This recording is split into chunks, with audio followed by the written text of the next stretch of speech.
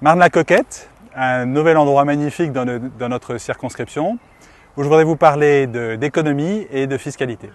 Alors l'économie, c'est le nerf de la guerre, et clairement dans les 5 prochaines années, ça va être l'objectif principal, c'est de remettre l'économie française en route et de faire en sorte qu'elle recrée des emplois, qu'elle recrée des richesses pour l'ensemble de nos compatriotes. Le projet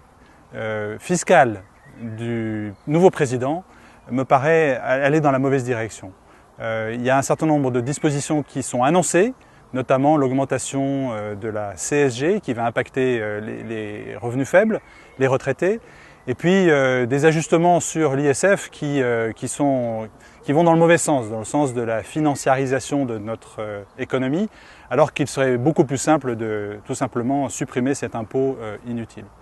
Et de faire en sorte que ceux d'entre vous et d'entre nous qui avons les moyens d'investir dans l'économie le fassent et soient incités à le faire pour créer de la valeur, créer des richesses dans notre pays.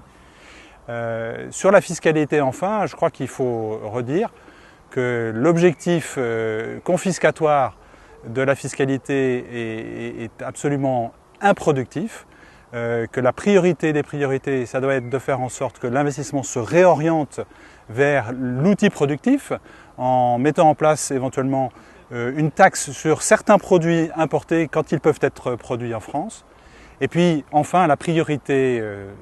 je dirais, supérieure encore, c'est l'équilibre budgétaire. On a du mal à imaginer, quand on vient de l'entreprise, comme c'est mon cas, qu'un État puisse planifier un exercice budgétaire en déséquilibre et laisser aux générations qui viennent une dette monstrueuse. Donc il va falloir réduire les dépenses publiques, il va falloir faire baisser dans l'économie le poids du public et remettre de l'oxygène dans notre économie en investissant